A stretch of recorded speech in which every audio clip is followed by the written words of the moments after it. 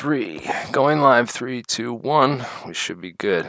What's up, guys? AlienScientist here in the midst of the 2020 coronavirus pandemic, or the biggest conspiracy theory I think we'll ever see in our lifetimes. It's definitely a huge world-changing event, and everyone's clamoring for explanations and understandings of everything that's going on, because so much has happened in such a short amount of time.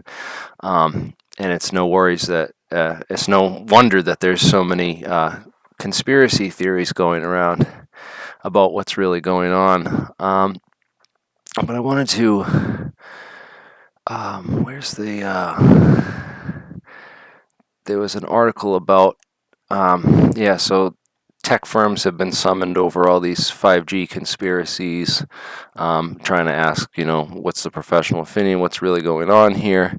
And there's even Bloomberg reported, where's that Bloomberg article?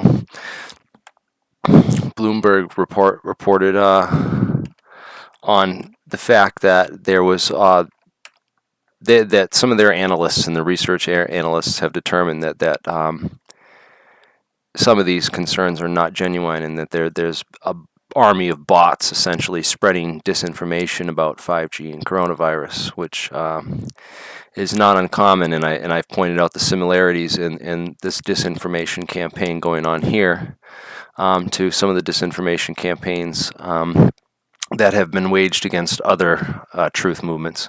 I had one of the comments here, 10 deepfakes, asked me if is this going to be a proper debunk video, and I guess the answer is no, because my goal is not to debunk anything. My goal is more to find the truth. There's a lot of stuff that, of course, gets debunked or proven untrue, but that's not my goal here. I'm just trying to analyze things and give people the best information and the best analysis that I can give from my perspectives.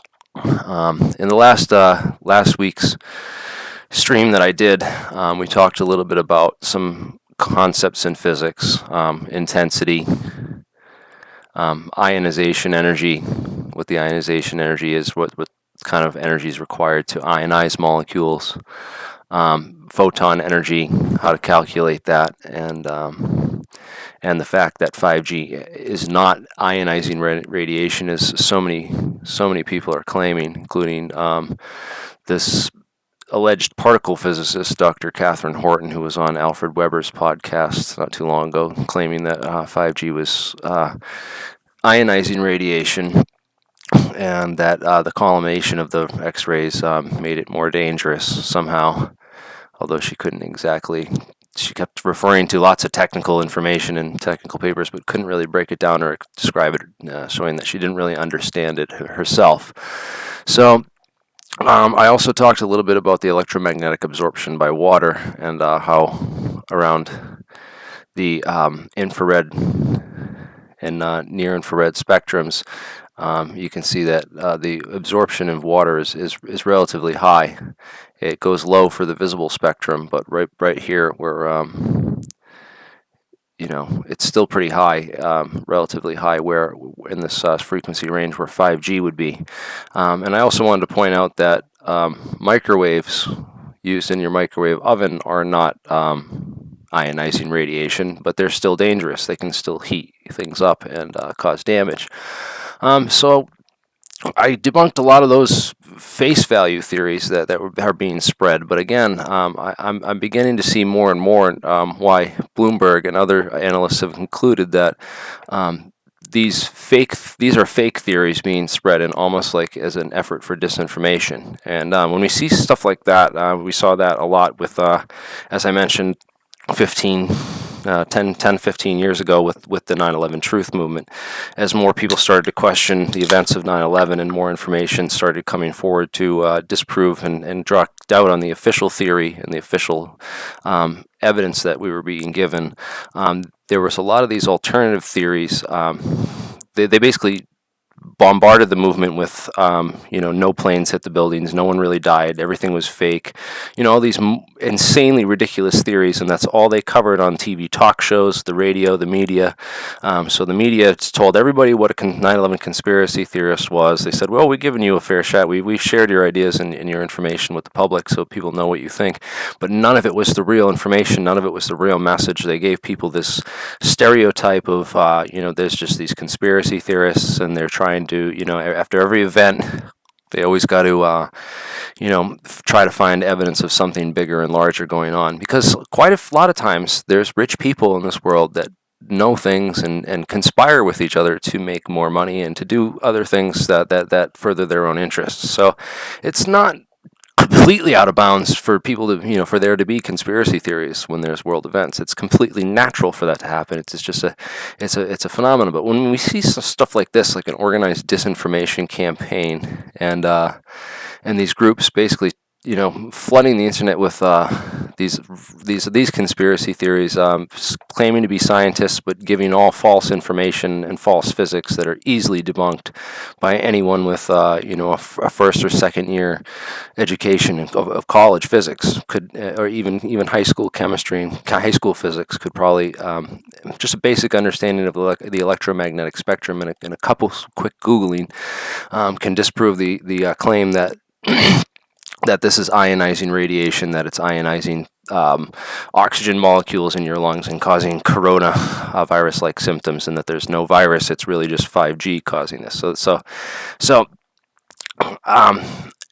let's talk about some of this. What is going on right now? And I mentioned in the last article the stuff I was finding on smart dust and the 5G network's capabilities for this, what is called the Internet of Things. That's another search term you can look up, the Internet of Things. And I have a bunch of links in the description in this video below talking about some of this stuff. But the Internet of Things is this technology where it's basically like you sprinkle these. They tried the whole idea with the mark of the beast and the RFID chips that we're all going to implant under our skin and carry around this microchip, right? And people were like, that's the mark of the beast. No one's going to go for that, And there was never going to be a campaign to take your ID away and microchip everybody. It just would be too obvious if they did it that way. So what a lot of the intelligence people who were into this sort of thing and the technologists at the time realized is that it's much easier to do this with smaller. If we don't need to implant if we just wait for technology to advance a little bit, we really don't need to implant these big microchips the size of a grain of rice under people's skin.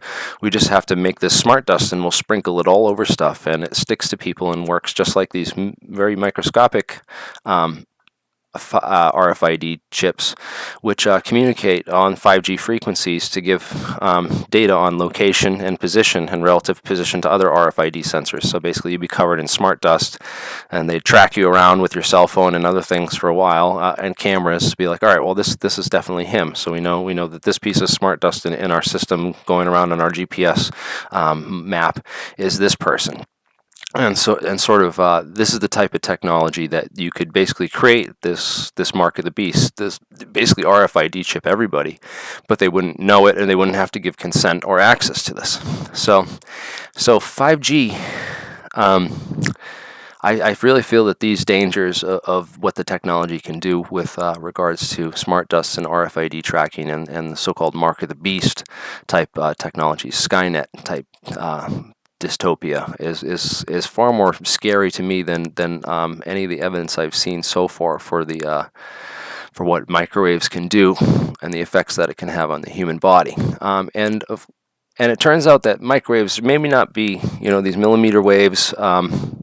They're not always microwaves, but they're millimeter waves for a lot of these frequencies that they use. They said that they've tested these specific frequency bands that 5G uses, and the ones that they use are the safest, supposedly. That's the reassurance they give us. But they really haven't done adequate testing. It really takes like a decade or more to really of exposure to these things in a live environment to see the effects that they're having. There's already reports of them killing bees.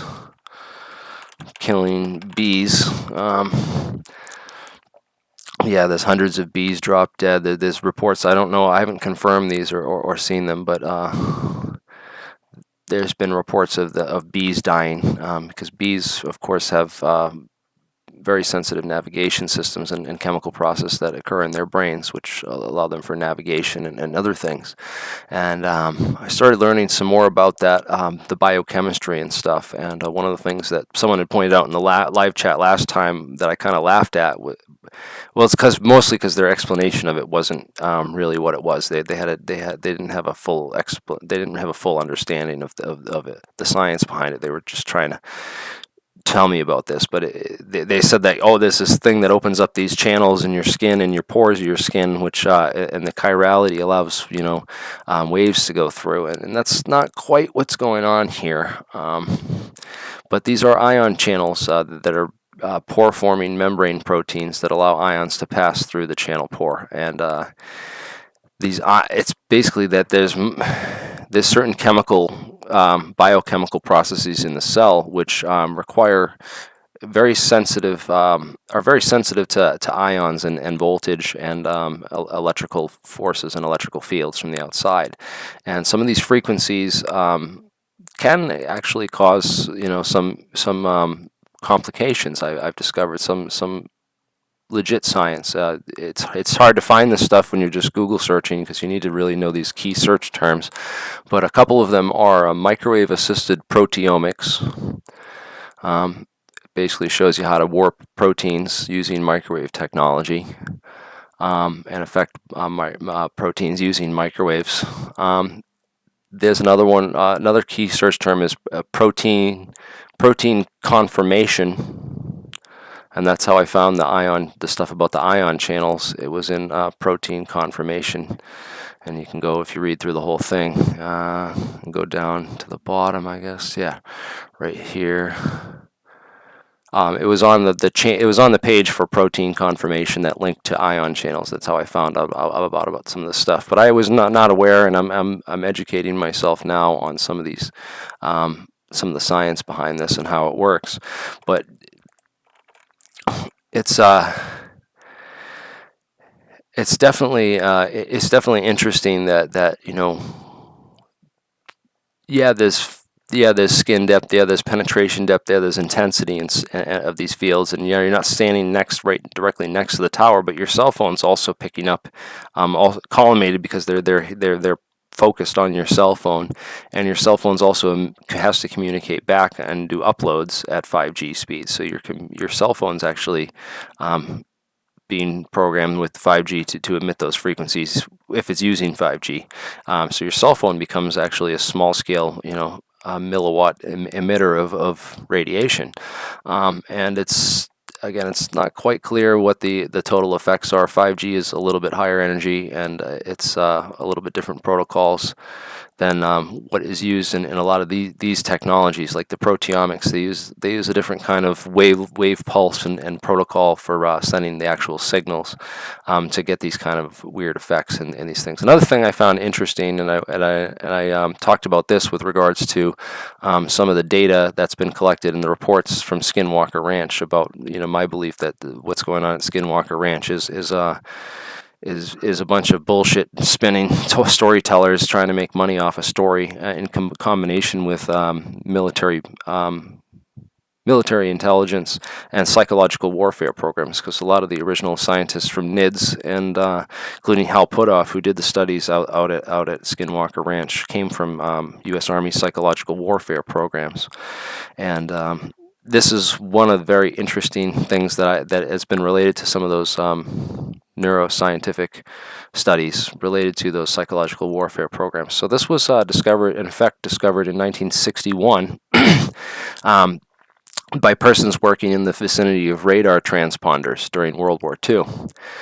They go near these radar transponders and they notice this weird noise that they'd hear in their head, and they reported it. And so physicists were like, what's causing that? And let's try to figure this out. And they figured it out.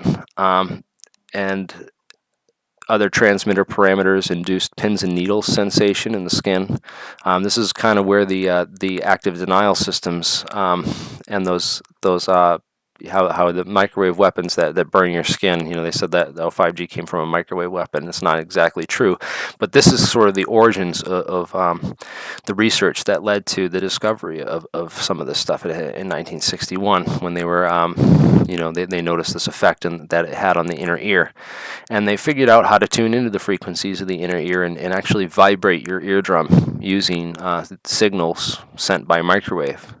And they were able to implant voices in people's heads, and I've known people that actually have experienced this technology firsthand and tell me it's very real and it works, and it's scary that you can actually hear a voice inside your head from this this particular microwave technology. Of course, this is it's a different different frequency band than 5G uses, a different protocol, different tricks are needed to produce these sort of biophysical effects on the human body, but they exist, and they're worth noting that this was only discovered in 1961, and that there may be other effects on cell protein folding and cell replication and DNA that are very sensitive processes, which could be affected by the presence of externally applied electromagnetic fields, aka 5G radiation. So it's not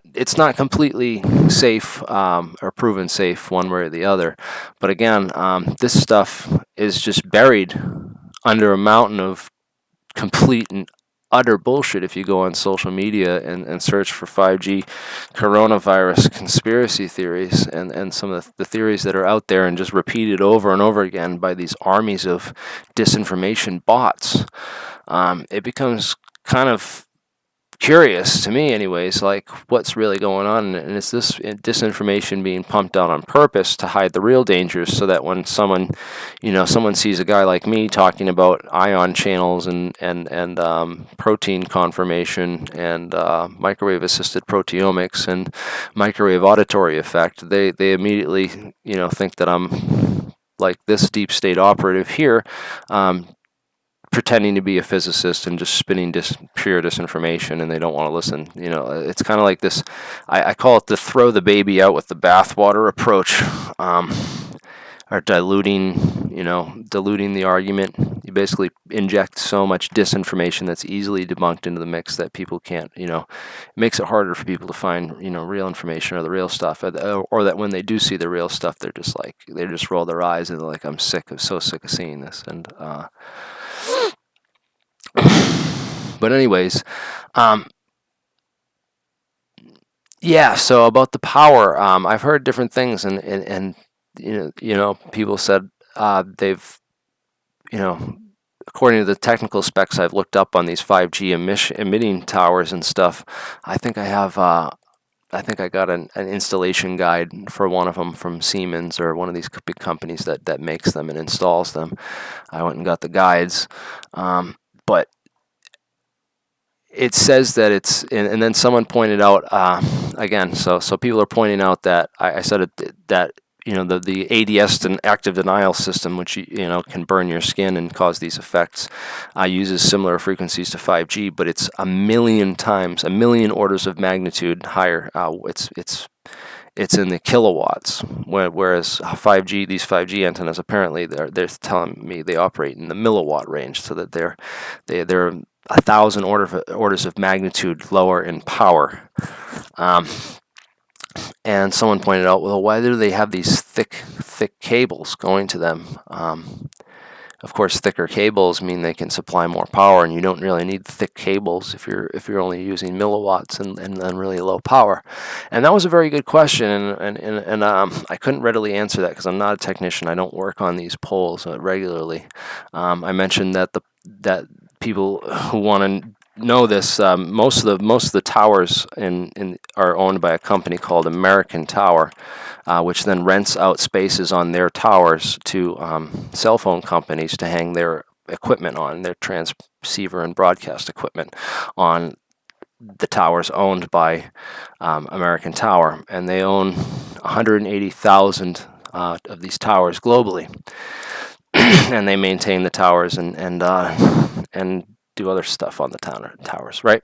So I want to maybe get in touch with somebody who does this professionally and get some, readings where they can go to the actual tower and record how much amperage, how much power is really going through these wires and powering these things to tell if, are they really milliwatts, or are they lying to us and, really powering these things with much higher power.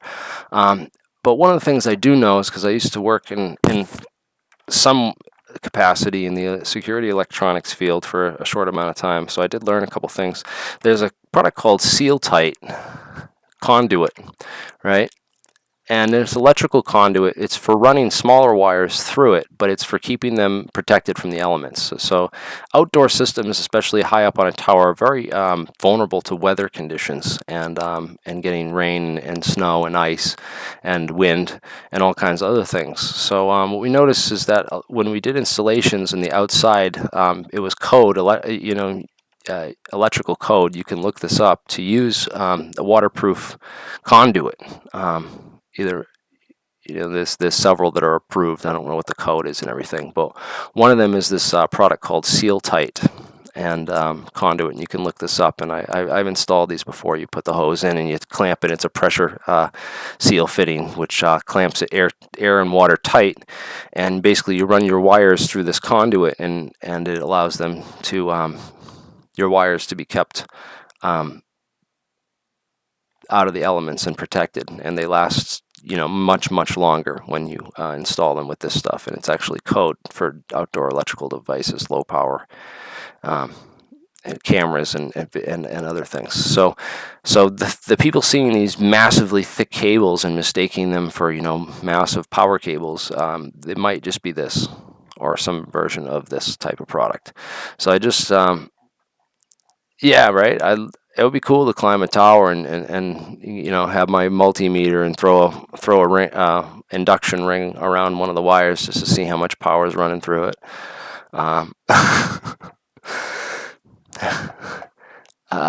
Yeah, or you just find somebody whose job it is to do that, to shoot a video and find a video of someone doing it. But then again, you have to make sure you can trust them, because who's to say they're not going to shoot some bullshit video and lie their asses off just to get it to go viral and trick people, because people do that kind of stuff. So you have to be careful. I'd almost have to do it myself, you know what I mean? But it's almost like all this COVID-19 and this 5G stuff is just like it's well timed. It's like we were planning to do all these experiments with Hover Brothers and Falcon space program this summer, and now look at all our attentions. We're stuck inside. We're not going anywhere. We're all going friggin' bankrupt and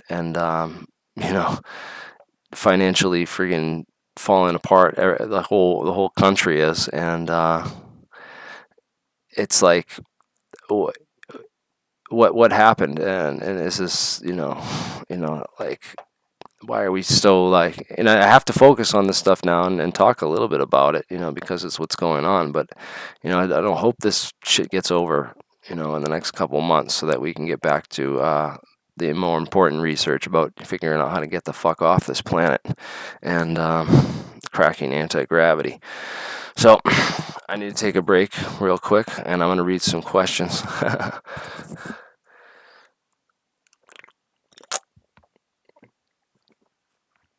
Oh yes, yeah, the thick 50 ohm RF cables prevent transmission losses. Yeah, that's a good point. Transmission losses and also impedance in the cable. So it might be. And also I also thought that maybe they're double coaxial, right? So coaxial cable, if you don't know what a regular coaxial cable is that's like your cable, and it's coaxial because it has the ground running around the outside sleeve and the signal wires on the inside, so that external radio waves or electromagnetic fields don't fuck up the signal wire inside. So it's basically got a Faraday cage. This whole outside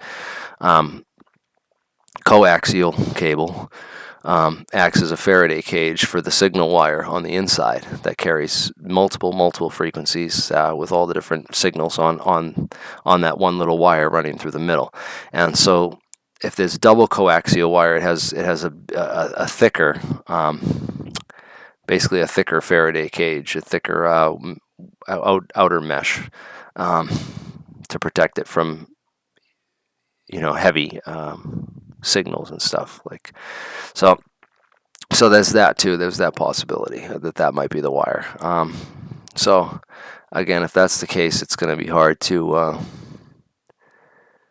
measure that, what kind of current's going through the inside if it's grounded from the outside. But yeah, let's. I would love to see this. Some real experiments done by somebody up on someone who does these things and installs one to go through all, like, with their multimeter and just show us everything, explain it all. That would be great. But anyways, you can find so good videos about some of this topic. I was thinking, I learned a lot about when I did training for, for example, Pelco, right? Pelco is one of the big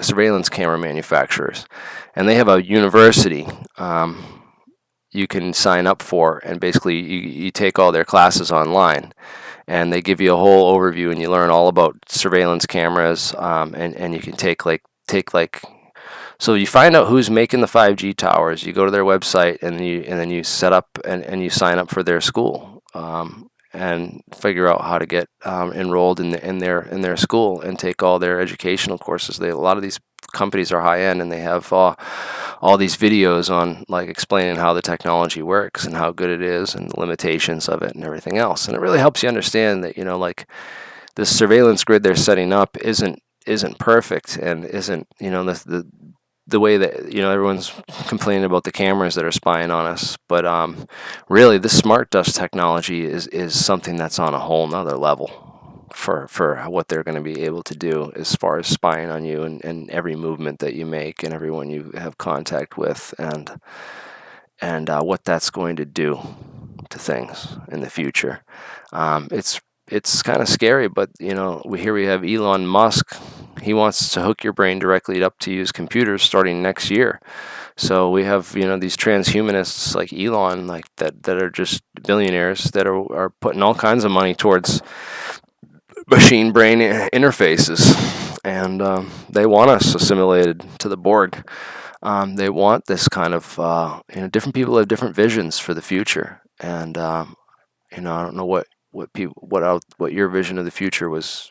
You think in the future is going to be like, but these people, Bill Gates and the rest of them, they have a different picture of the future, and just letting people know that things are never ever going to be the same. So yeah, so the smart dust is essentially like it's like the RFID chips, those little remote frequency identification. So they send out a little frequency from the tower, a buzz from the tower. This little RFID chip, now they've basically shrunk them to the size of grains of sand or dust. So they just basically sprinkle these around, and they get stuck on your clothes or stuck on products at stores or whatever. They're basically, RFID tags are like the things that are on clothes or things at stores that go off when you try to steal them. They're used in loss prevention for a lot of stores. So it's basically like those, except the sensors aren't just at the gate at the entrance when you try to go out the door with the product. The gates are the actual 5G towers, which literally basically they send out a signal. This tower sends out a signal. This little microwave antenna in the RFID chip picks up that signal. It goes through it basically powers a low power radio transmitter, which transmits a beep back at a different frequency, and that beep back is picked up by the antenna. It says, "Oh, I'm right here." It's picked up by several of the 5G antennas because there's a whole grid network going in of them, and then when that RFID they send the bleep out. The RF, the smart dust bleeps back and says, I'm right here. Then they triangulate that position, and they say, all right, well, all these pieces of smart dust are here, and these pieces of smart dust are there. So that way they can track everything in real time through these RFID chips and barcodes and tags. And this is the technology that they really want to do. Does it need energy to operate? So you see this whole thing right here, right? This big loop that they have, right? That's a giant antenna.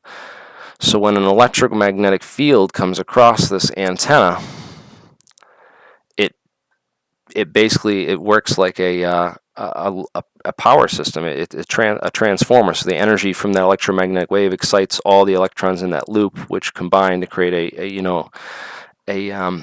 universal pulse signal, which goes through the electronics of this RFID thing and causes it to chirp.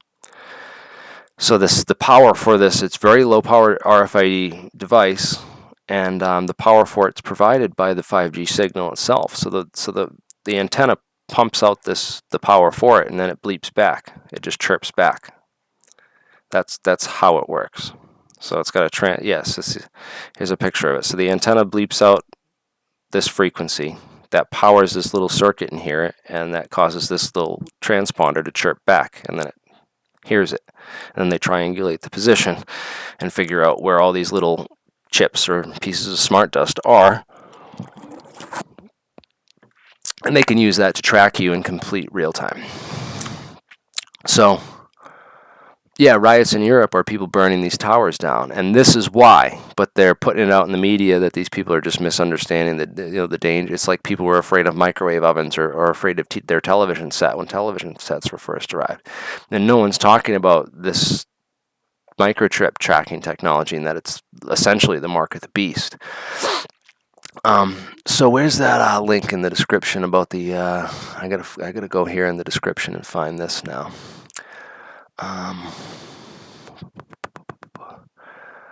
Geez. Okay, so the tech will watch you at home. So, all right, here's an interesting article, and this is from MIT Technology Review.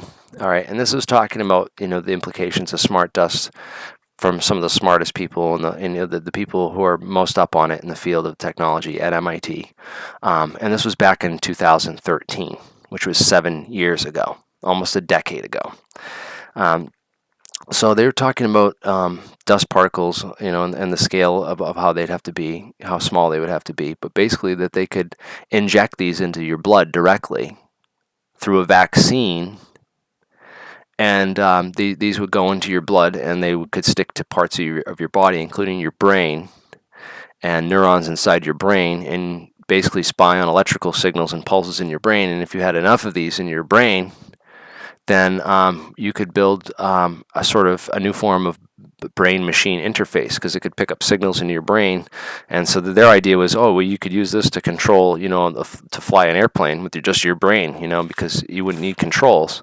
And you literally, it could focus on the different waveforms. So you just focus on one part of your brain, and that would fly it in this direction. And you could train it to basically read your brain and fly control a mouse or control a drone with just your brain. And I thought that was interesting because it reminded me of number 20 on the ATIP study list. That ATIP list of all those technologies. I'll post this again about the ATIP list so people can see that. Number 20 on the technologies that they studied. Technological approaches to controlling external devices in the absence of limb-operated interfaces. So it's the same kind of shit. It's controlling shit with your mind, or reading people's minds. It could be used either way. And they also did. There was also another one on here about how many, studying how many you could control at once. How many different drones you could control at once with these brain. Here, number 28, cognitive limits of simultaneous control of multiple unmanned spacecraft. Dr. Jenick, Wayne State University. So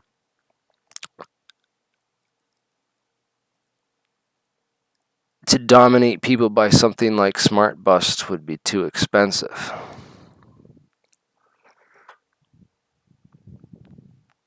I don't know. That's a good argument. That's a good argument. Like how much does it cost to make this stuff, and is it being made yet? I think that they're rolling out the 5G and they're not going to use it for this right away because they want people to accept it and get used to it. And this is sort of their goal is to put out all this disinformation so that they can debunk it, and then they'll have it out for a couple of years and see, it's fine, nothing's going on, and then they start making the smart dust and sprinkle it out once they figure that out, and boom, we got Mark of the Beast, control grid, and total information awareness set up overnight.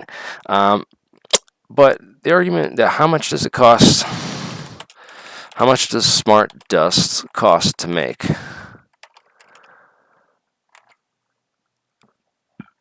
So Forbes did an article in 2018, and it says the title of this article is "Smart Dust is Coming. Are you ready?" And they seem to talk about this as on the horizon technology. It's coming. It's here. The elites want it, and they got all the fucking money in the world. In case you didn't notice, it's coming. I don't think that money will be a problem when it comes to this.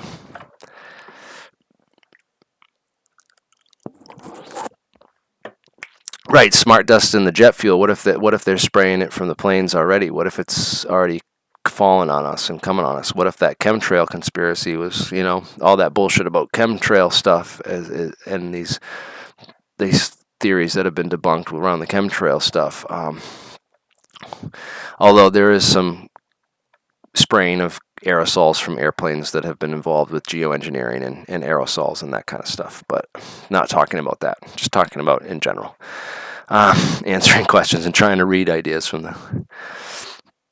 Yeah, so it's basically like this computer monitoring system that would be able to see where everyone was and where everything is if they sprinkled enough of this stuff around.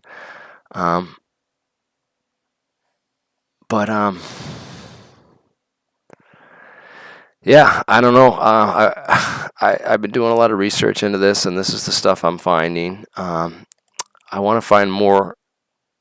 I want to find more on the 5G towers because that stuff kind of interests me too. Tower equipment installation. So Verizon's doing a lot of it, right? I wonder if we could go to Verizon and university. Sometimes it's for they're a lot of companies have universities. Like you can sign up for a college or a class and take like a bunch of educational stuff from them. But of course, how much can you trust them, really? Unless they're training you to go work for them, then you really have to know what you're doing. But even those guys, I don't think know all the details or all the specs of all this stuff, So, not finding anything about it on Verizon or anything like this, but I'll be on the lookout for anyone who has technical manuals, anything with technical information coming directly from the technology manufacturers themselves, like pictures of the devices themselves, like of the 5G antennas with who's manufacturing it, where it was manufactured, so we can contact those people and just get the actual information and data. Yeah, here's another one. They're saying, oh, how come this 5G installation guy's wearing a hazmat suit? And it's because he's a painter, okay? And he's spray paint. You can see the spray, and then he's spray painting. You can see the color and the paint. And a lot of painters wear hazmat suits, wear Tyvek suits, and respirators when working with paint. So that one is kind of like, it's being spread and keeps being spread by these bots over and over again, so that smart people can be like, oh, I debunk that one. And then they think everything's the same, and they won't look into the real stuff when it comes across. There's also that video that was posted of the Chinese protesters. They said it was from Nigeria, but it was really from China, and it was really from the protests because they were setting up cameras on the light posts to spy on the protesters, and that's why they're ripping the pole down. But people posted that video around saying everyone's ripping down the 5G towers across that, and it was they were trying to, even people trying to incite more people to vandalism, to encourage people to go and vandalize these towers and rip them down, and set them on fire and everything else, which is just crazy. I want you to know that I'm not. I'm trying to look for real answers and real potentials to the technology, and not trying to scare anybody or fearmonger about anything. I'm just saying that we all need to do our research, understand this technology, the dangers and the implications.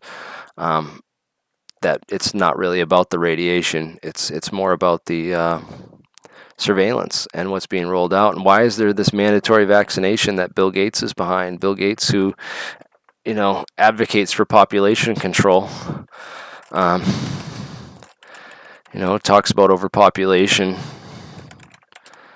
but now he wants to roll out a vaccine for everybody to save lives, and he retires in the same month. He finally retires, and then he gives all this money, to focus on pandemics, and he's definitely drawn a lot of attention to himself, and drawn a lot of suspicion, and he's the center of a lot of the conspiracy theories going around out there. But we'll know for sure if these vaccines that he's trying to push everyone to get, and this digital fingerprint that proves you've had your vaccine, and they can track everyone to know who you've had contact with to prevent the spread of a virus, and also who's had the vaccine. And if we find that there's these nanobots or smart dust in the vaccines, then that will be a real indication that this is all exactly what the conspiracy theorists said it was. So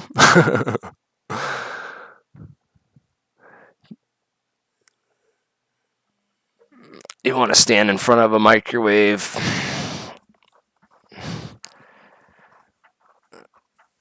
I wouldn't say they're safer because they're higher energy. It's different protocols. Even there's been reports of even cell phone stuff, causing problems with DNA and stuff. But also, statisticians have pointed out that cancer rates. If you look up the cancer rates by year, we could probably get some statistics on the cancer cases rising. So I guess cancer cases have been rising. We should have seen a distinct spike in the late 1980s to present, to explain, that's when cell phones came out. So if there's a direct correlation between cell phone use, people holding their cell phones up next to their heads and talking on them all the time, then if there's a correlation between brain cancer specifically and when cell phones were introduced, that would be a good indication that cell phones were causing cancer. But apparently there's not. So it does not to say that they're completely safe either, but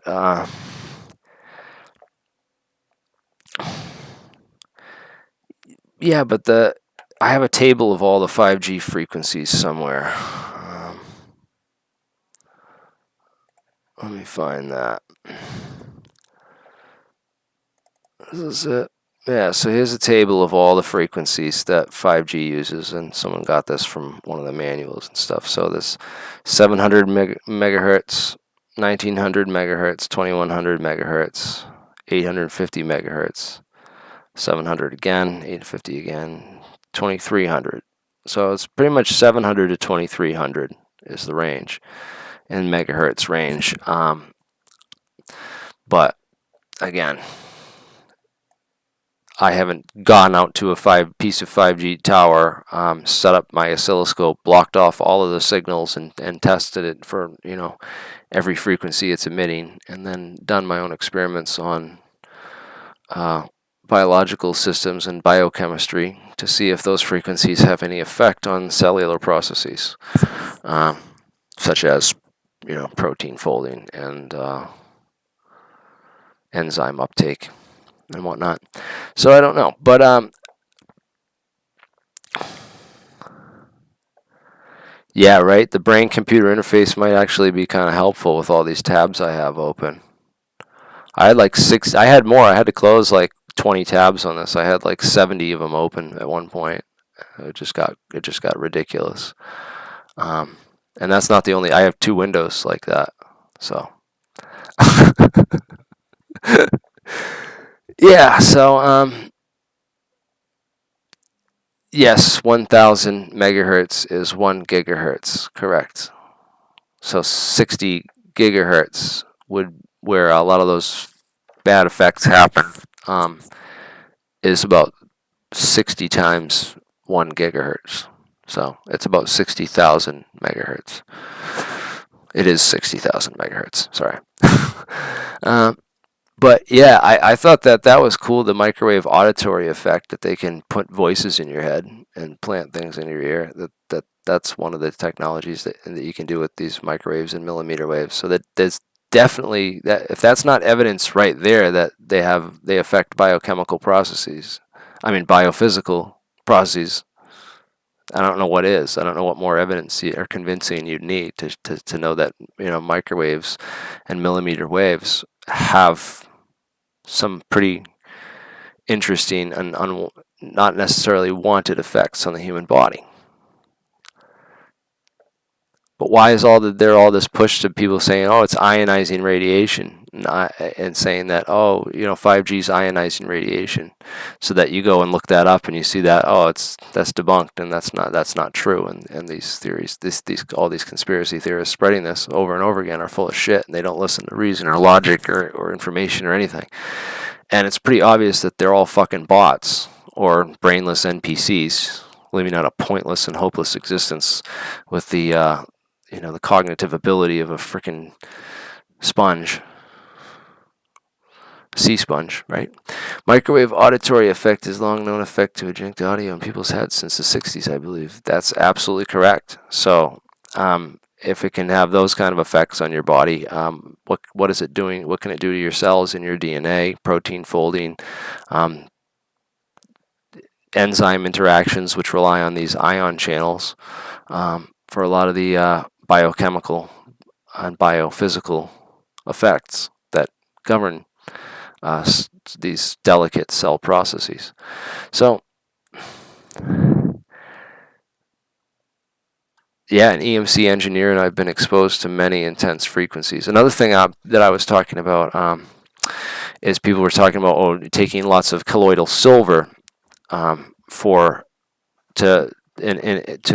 boost your immune system to the virus, and taking lots of colloidal gold. People were taking colloidal gold and silver, and I just wanted to point out that these heavy metals in your body increase your susceptibility to these electromagnetic effects, because these electromagnetic waves affect heavy metals in your body, and metals with free electrons much more strongly than they affect the insulating materials and insulating atoms, which is something worth pointing out and noting. I wanted to Skype it. So let's get Skype going. I don't know if anyone wants to call in. I don't know if anyone did try to call in. No new notifications. I don't see nothing. I'll try to hit some people up.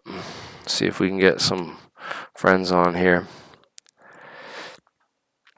After a while, I have gotten a headache from 300 to 400 megahertz. So we have a human guinea pig here in the audience who's worked around a lot of these electromagnetic radiations, and yeah, that would be cool if someone who's taken some data just to see like where the which frequencies are causing effects, and if they're bad, and specifically the 5G frequencies, the frequencies being used by 5G, because that would be a much better argument for the 5G frequencies being caused this. But again, I don't really think that's the beef. I think that's kind of like the red herring, or the bathwater that gets us to throw the baby out.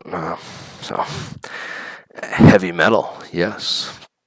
The Cowboys from Hell. Pantera. We're taking over this town.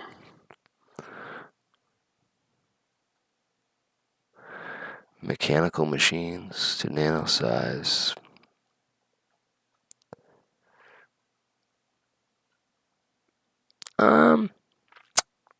I don't think that they need to be necessarily machines. The smart dust described in this MIT article is really just it's a small little. We have, you know, the microchips that we can build already are on this level. I don't see how this would be a problem to make this stuff, and that it could be done pretty inexpensively.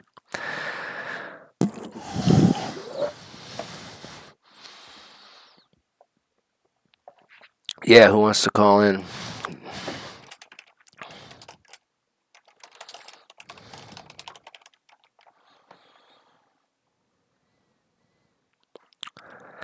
I would love to get some people to call in. Oh yeah, there's so much stuff. Morgellons, right? That whole idea that Morgellons are basically these alien fucking strands. It's basically alien smart dust. You know, there's a whole theory that that extraterrestrials have their own version of smart dust, and they sprinkle it, and that it causes these Morgellons, these fibers that grow, and that these fibers could act just like these little transceivers to the right frequencies if you're tuned right. It's a whole interesting theory, and it makes you wonder. Oh, here we go. We're getting some people. Yeah, Mark. This is a different Mark than the. You mean Bill Nye the pseudoscience guy?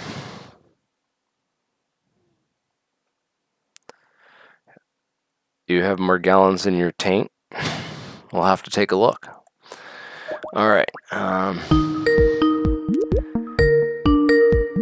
Let's go. Let's call Mark. Anyone else want to add me? I just posted my Skype there. People can call in and hit me up. I want to get some questions on the air. Oh, hold up. Do I need I gotta set up my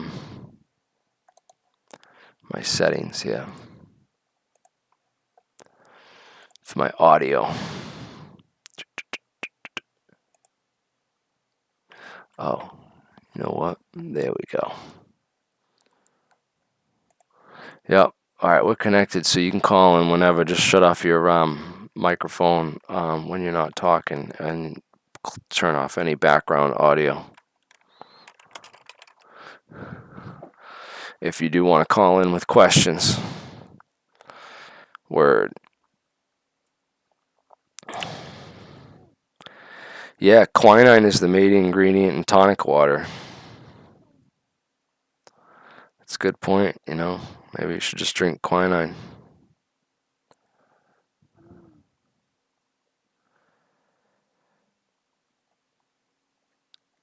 Oh God, here we go. Just caught the transmission. What's up, Jeremiah? How you doing tonight?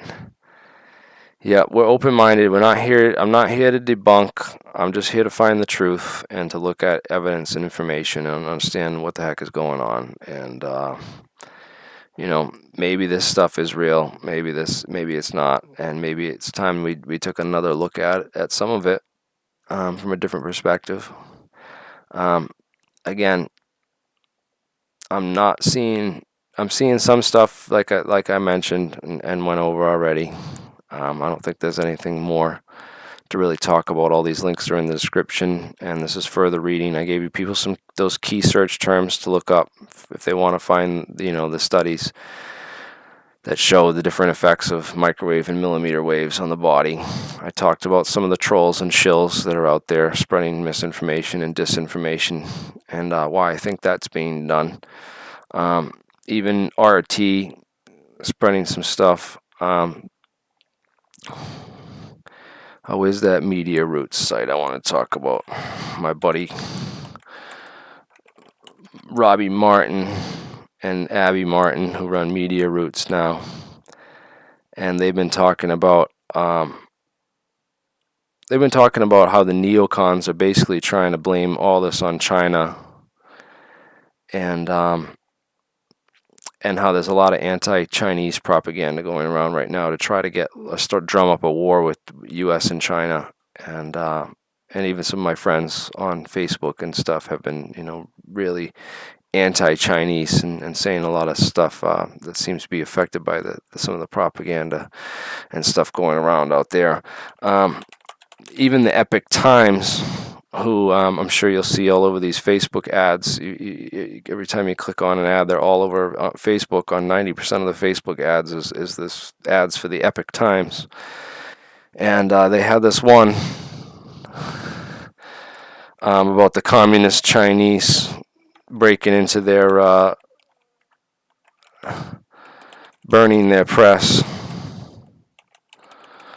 Right, so they broke into the press and burned on the Epic Times. Right, I saw this one. This one came up on one of the ads on YouTube that they talked about the Chinese people that the Chinese that came into their basically came into the Epic Times with what looked like paint cans and stuff, but they had a bunch of newspapers, and the paint cans were full of gas or whatever. There was 4 of them. And they lit their presses on fire. So this is the Epic Times where they make their newspapers and stuff. And I guess these Chinese 4 guys who were, Communist Party affiliated guys with masks on, came in and set fire to the friggin' Epic Times.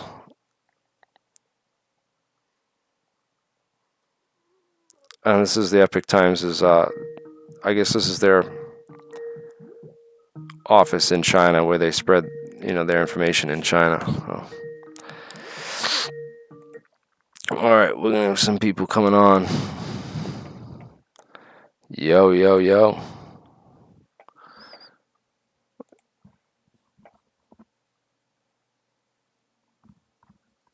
Can we hear you? Can I hear you? Hold on. Let me figure out what's going on with my audio here and why we can't hear you, buddy.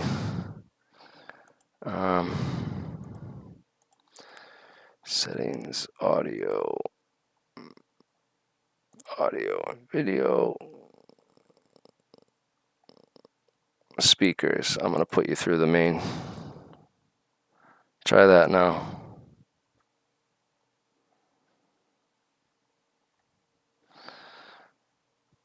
I think your mic might be off because we can't hear you.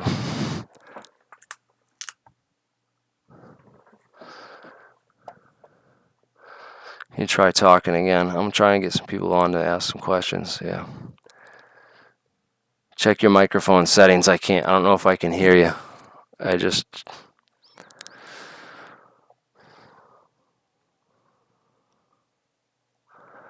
going to have to group call him. Let's see. I'm going to try and get the other caller on here into the group call, so we can get some discussion going on here. Sorry for the guys just waiting patiently watching this live. I know this is boring as shit right now while I sit here fucking with technology. Oh, come on.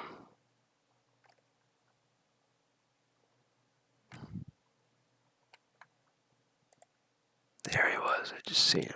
Boom. Ad. Alright, we'll see if we can get another guy in here to talk about what the heck is really going on out there in the world. And I'm going to put the live stream, so the live chat up here. We can see what's going on with Skype. And by the way, I removed Zoom from my computer because it's apparently one of my IT friends told me that Zoom is the lead programmer for the Zoom software is connected with the Chinese Communist Party as well. And I was noticing huge slowdowns on my computer. And then I uninstalled that Zoom software, and all of a sudden my computer started going way faster again. So I'm almost sure there was some sort of spyware involved with that program, and they were going through my hard drives or doing something, because it was just slow as shit. And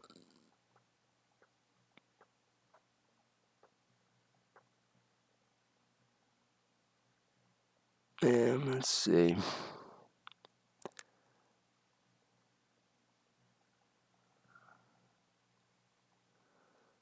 Okay. Anything going on? Let me check the.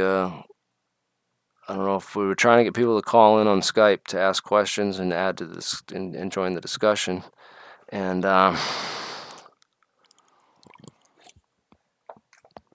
not sure that worked out so well. I don't know where they went, but if you do, just hit me up with a chat on there. Try to get your audio working, and I'll get you on. Come in and ask some questions, gladly. Yeah, maybe they just don't want you.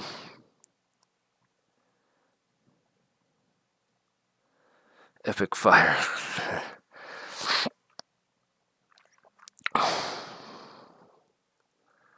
Yeah. So, oh, here we go. Let's get this. There we go. I can hear somebody. How's it going? Is my camera working? No. There we go. Hey.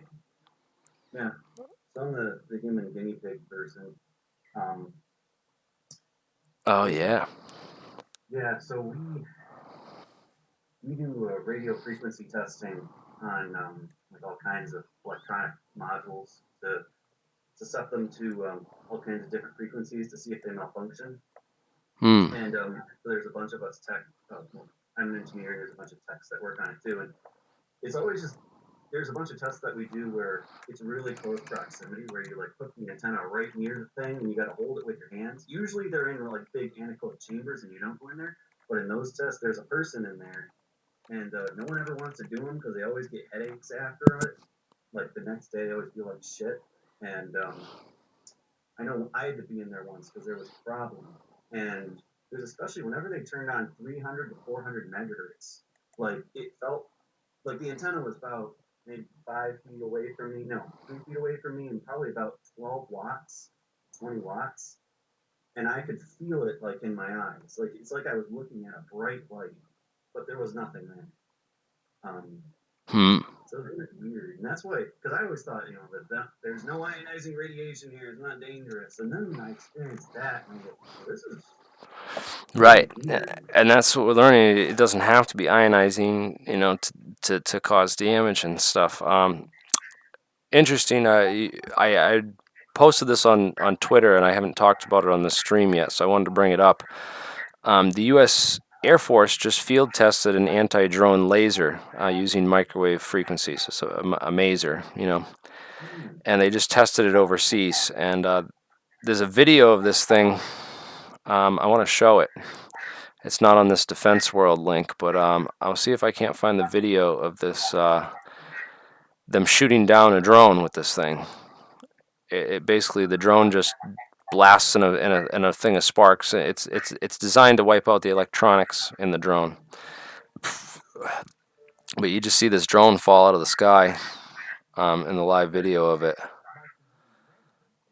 I'm watching YouTube on my phone so I can see it. Yeah, this isn't the one. That's just showing still pictures. I posted the link on Twitter earlier. Let me see if I can't find that particular link. And show the video live, because that one was really cool.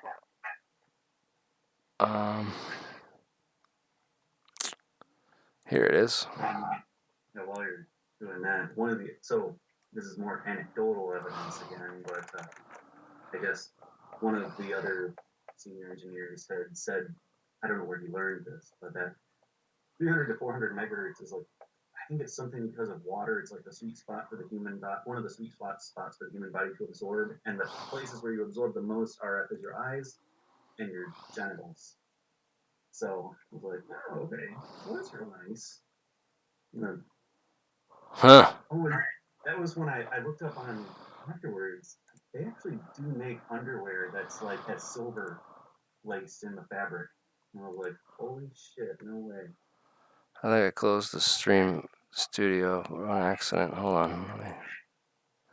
Okay, it's still going. I just closed the window. I'm gonna. I was trying to post this link so people could follow it, but I couldn't find the window. Here, there. People can show this link to Popular Mechanics, and they show a video of them taking down the drone with this thing.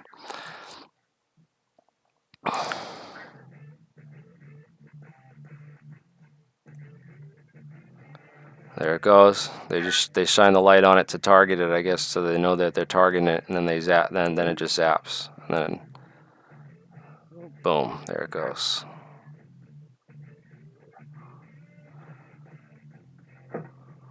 We found the drone video. Yeah. So this is a drone. It looks like a one of the Phantom, one of those regular commercial drones, and they blast it out of the sky with a microwave laser. Pretty cool. Yeah. Wow. Yeah, I can see that happening. All right, so they can hardly hear you. Just regular, like, just testing automotive components, like, you get over like 400 volts per meter, and just about anything starts malfunctioning. Stuff just is not designed for those kinds of field strengths. Right. Consumer stuff is like 50 or less volts per meter. They don't put in any kinds of countermeasures. All right, let me see if that helped the audio. Can you guys hear him better?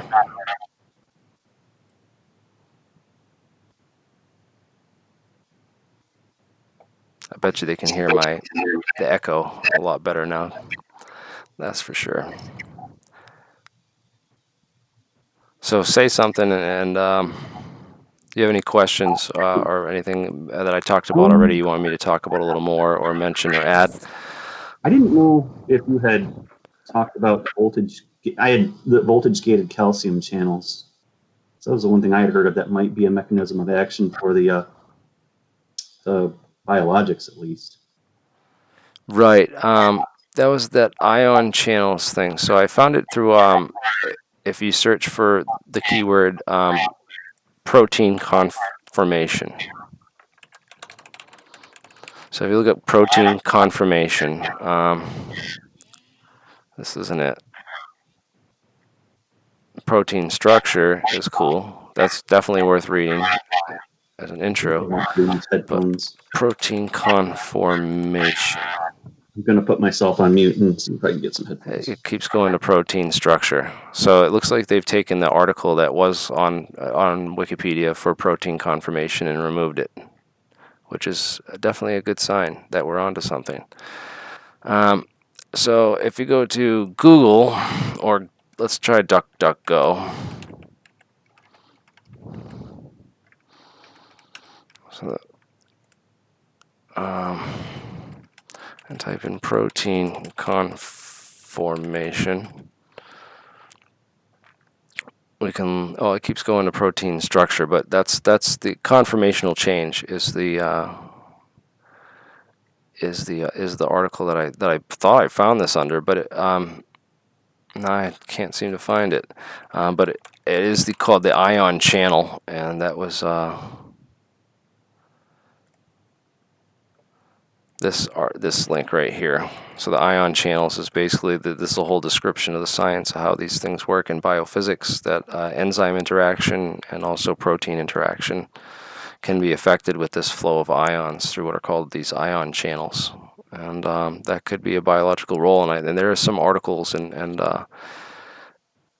linking, microwave and millimeter waves to various processes that change this. So if you look up this uptake of calcium, and lysozyme was one of the other ones that I saw. But in any case, there is maybe something here, and it definitely warrants some more study. And definitely found it interesting that there was something called these ion channels, and that they did have a role in biology and physics within the body, and channels for ways that these voltages could pass through.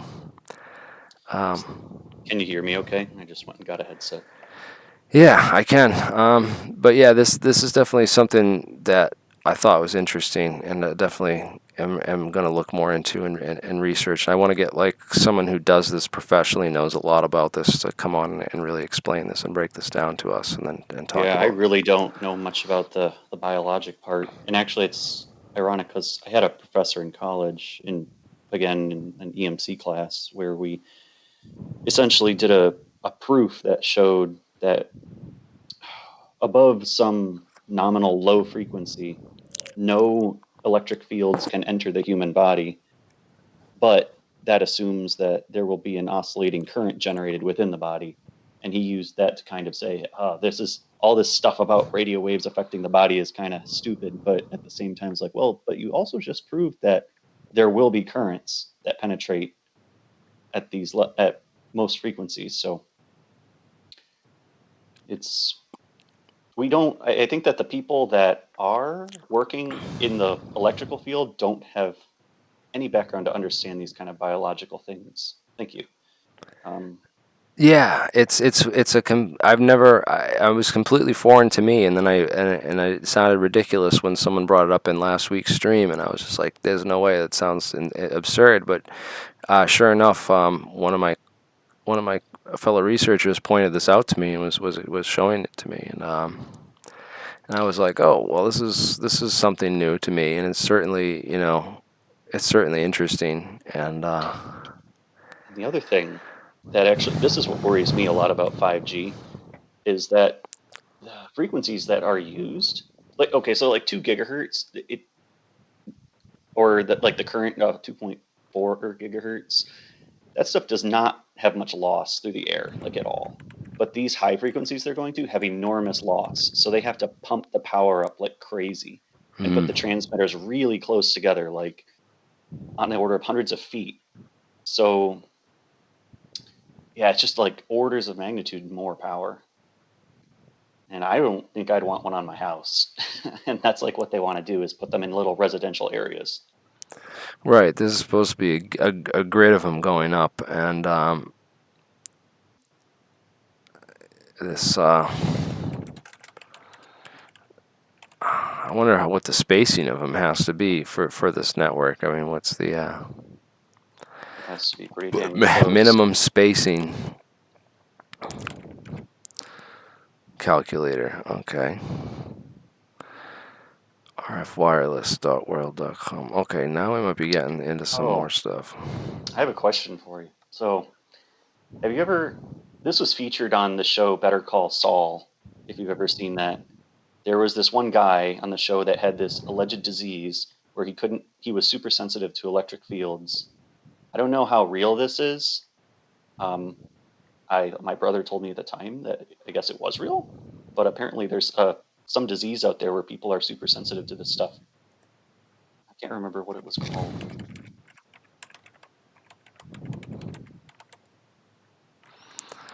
To electricity. Yeah, Electromagnetic hypersensitivity.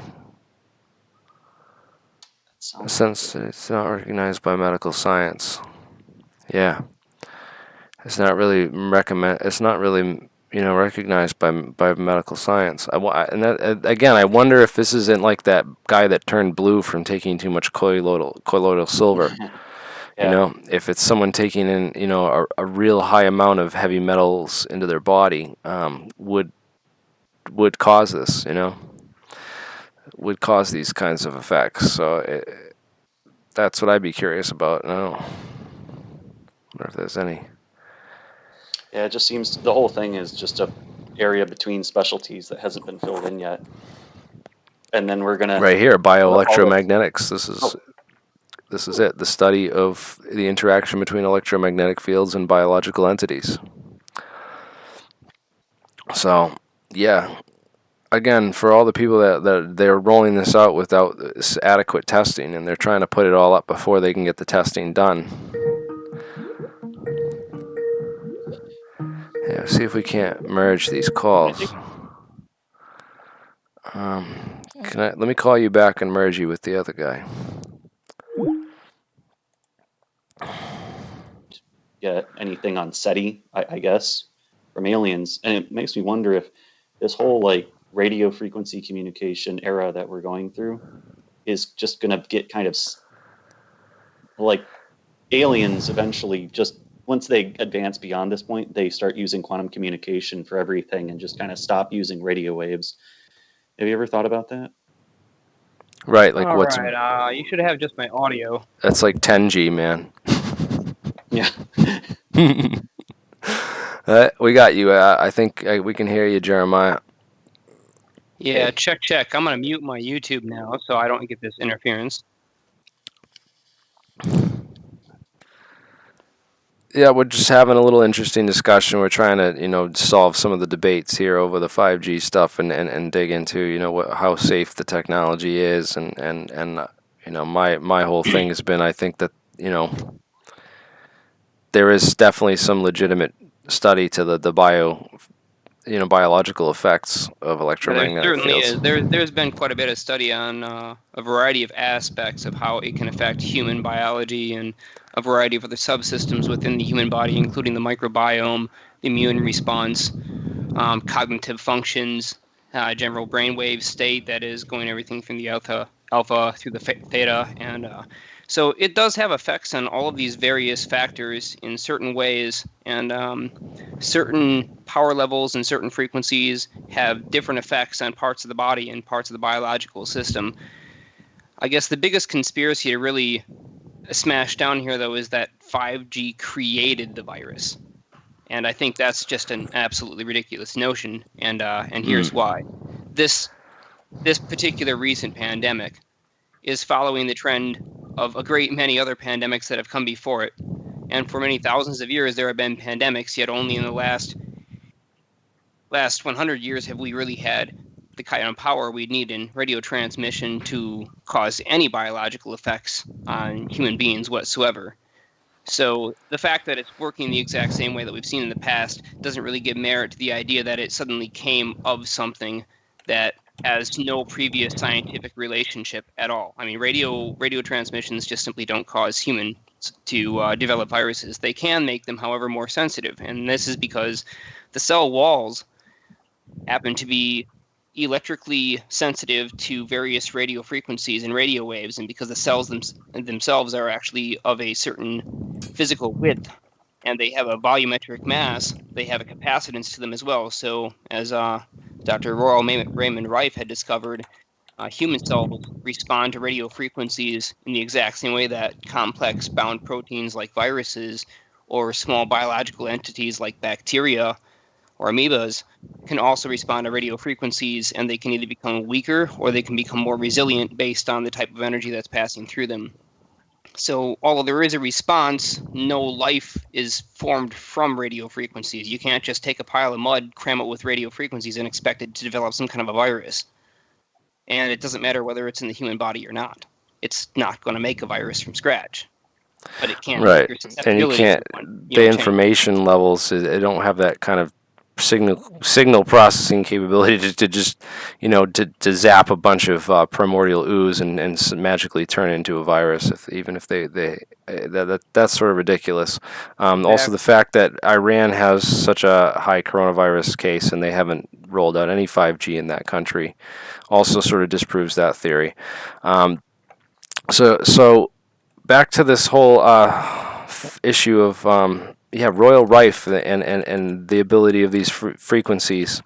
This has been kind of around and known for a while, and I've actually seen a bunch of on the counter side of this science, actually trying to be understood and used for good. Used to kill viruses and heal the human body, kill cancers and kill diseases and bacteria. I think you're referring to like the pain ray and the various other dangers of this 5G technology, and anything in that high gigahertz band being, particularly dangerous to human beings. But I want to point something out here. Rife technology is fundamentally different technology than Hertzian technology, which is the type used in 5G and modern cell networks. It's also the same type that DARPA developed for their pain ray technology, or what's known as the active denial system. So those are Hertzian technologies. Now, the active denial system is kind of interesting because there are operating ranges in that as high as 105 gigahertz, but I think the general has been 95 gigahertz. I know they've tested it down to 65 gigahertz. It still works there. So you have this sort of high frequency range where you get just the skin depth penetration, and that causes excruciating pain and a burning sensation in anybody that it hits. But it doesn't penetrate very deeply, so it's considered still to be humane, even though it's been refused for use in a great many countries, with the United States government's deals with other countries saying that they won't use it on even the citizens of those countries in the case of, say, protest or a crowd control situation, that they agreed not to use it, just because it does cause pain. It's considered inhumane by certain other countries. Point being this: it's a Hertzian transmission, and it uses a pulsed electron beam that shoots back and forth between a tube, and just the presence of the electron beam traveling through the vacuum area is the radio transmission that gets amplified and reflected back. So that is a classically Hertzian style transmission. It goes, back and forth. Now, with Rife technology, that's a longitudinal transmission, just like Tesla technology.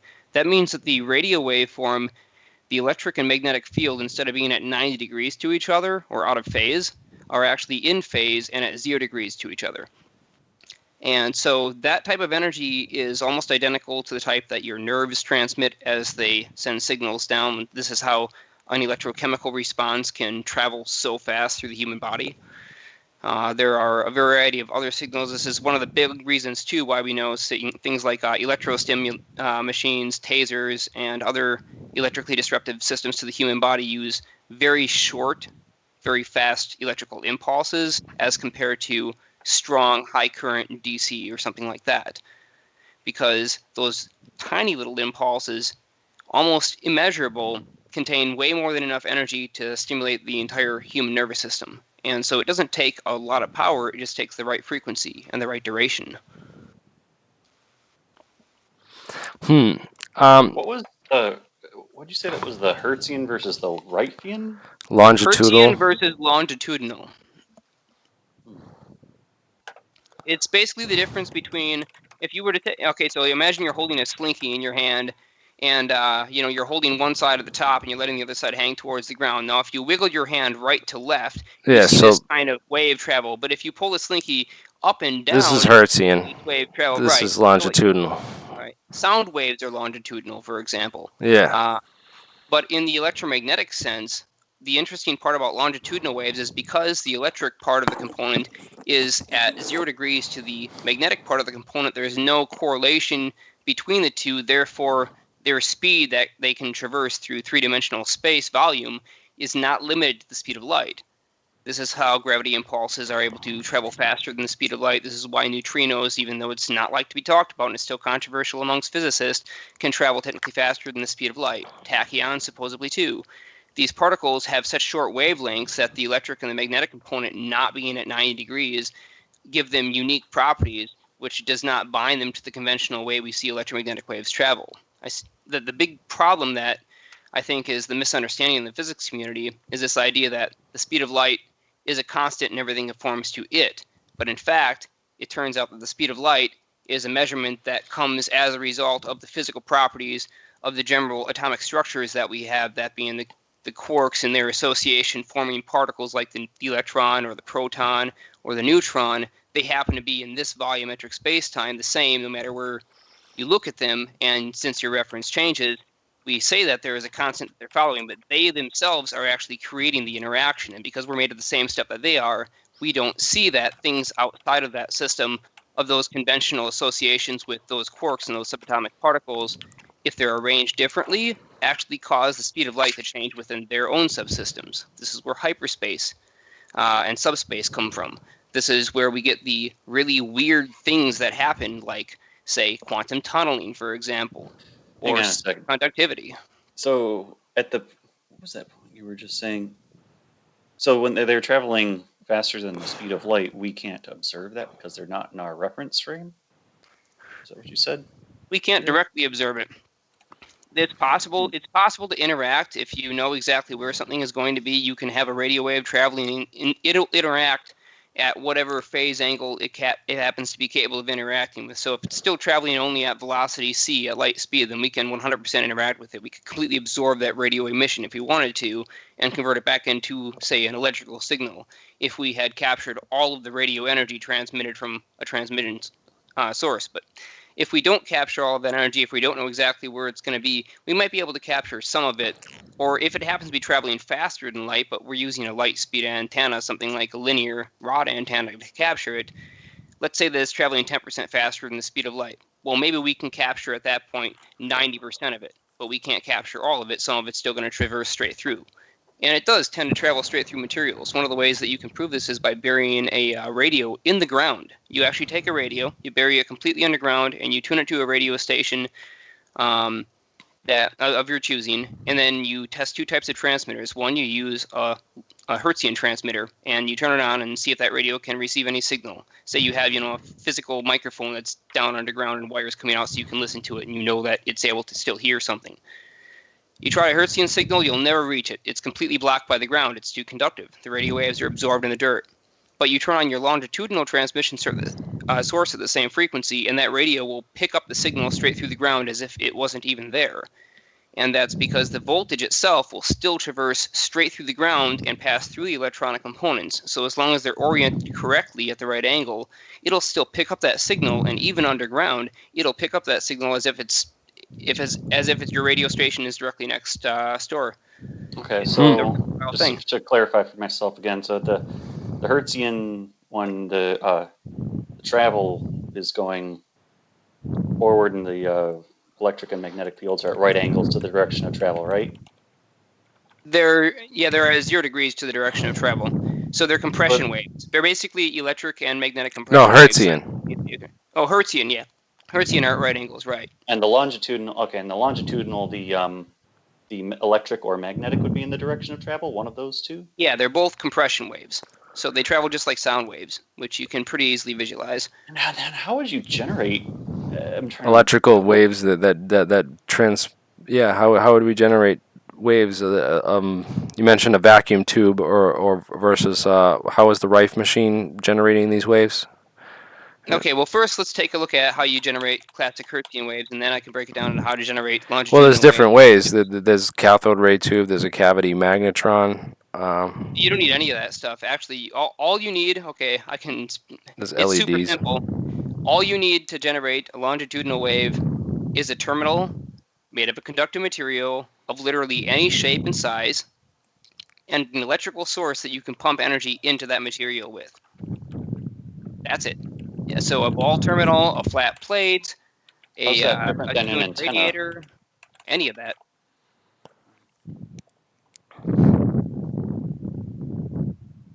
I generally use a ball terminal when I'm trying to generate longitudinal waves, just because I know that I have an even and symmetrical distribution of charge. But if I'm trying to distribute charge between one point and another, I'll use a flat plane type of transmission surface.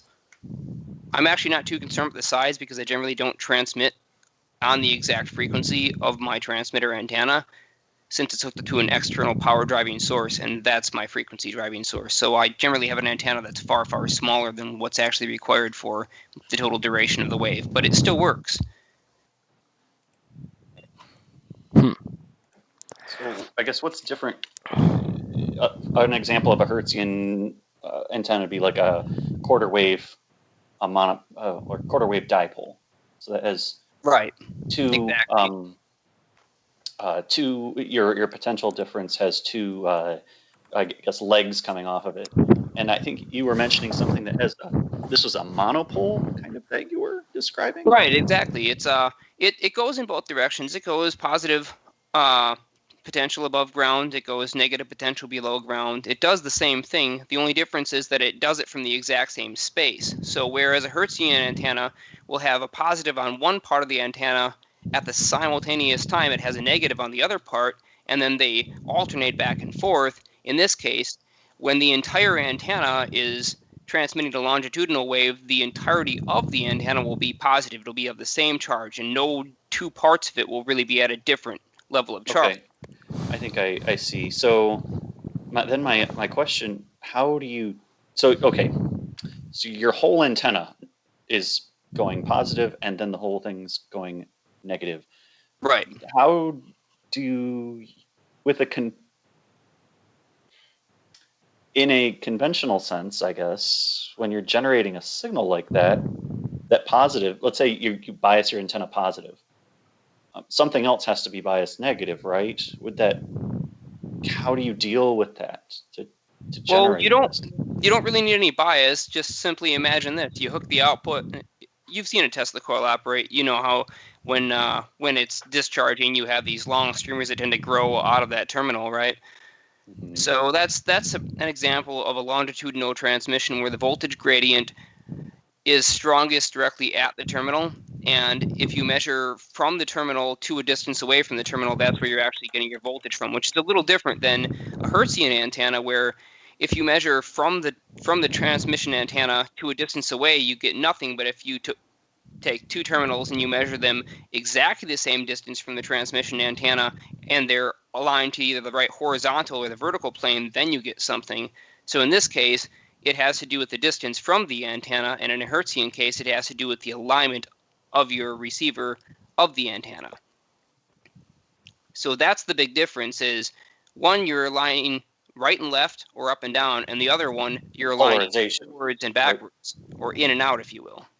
So in the Hertzian case, are you basically talking about polarization there? Right, right. You have vertical and horizontal polarization, and then in the longitudinal case, you you have the other axis of polarization, which is in and out, or towards and away. Okay, just to catch all the lost Hmm. viewers out there, just tuning in and everything. 5G towers would be horizontally polarized. That's why they're mounted vertically, because the signal goes out. They're Hertzian also, and they're polarized horizontally, so that basically the waves go out along the surface of the Earth. They don't need to go up in the air. Precisely. This means that some surfaces will reflect them extremely well, and other surfaces won't reflect them at all. Like your Yeah. wall, your ceiling, and your floor are not going to reflect 5G very well, but your walls, however, will allow 5G to bounce around. And although it's not that strong, because of its ability to bounce and because it doesn't get absorbed, in fact, by surfaces, and because it doesn't pass through, but it gets reflected by them, it can bounce around your walls. And that comes back to that whole polarization thing again. These are Hertzian polarized waves, so right, and that's why they'll Right. bounce off some things and not off others. Well, it's one reason. Exactly. And it really can't penetrate the human body very deeply. It doesn't Yes, have the right. amplitude, it doesn't have the correct frequency. But it could impose a lot of energy right on the surface. It certainly Like it's going can. to attenuate rapidly as it hits the body. So obviously, if you stick electrodes on the surface of the human skin, you can get a very obvious response from the human body. On the alternate side, if you stick electrodes on the human skin and you stress the human being out, you'll get a galvanic response. There's actually an episode of Star Trek that covers this, wherein somebody is tortured by who were the really smart race, the Vulcans? Don't remember. I don't watch that much Star Trek, but anyways, the super intelligent ones with the pointy ears, those guys, Vulcans. Vulcans. So, anyways, they torture somebody with this technology. And so, yeah, you can measure the galvanic response of the skin electrically, and obviously there is a tie to the way a person is emotionally feeling or experiencing their perception of reality and the conductivity of their skin. So it wouldn't be that far of a stretch to imagine that maybe electrical signals flowing through the surface of the skin could cause a response too. But I would imagine that those types of stimuli would be something a person could become aware of and even deal with. It's not what Right. I That's would how a lie. do This is make how a lie somebody detector mind over, test works.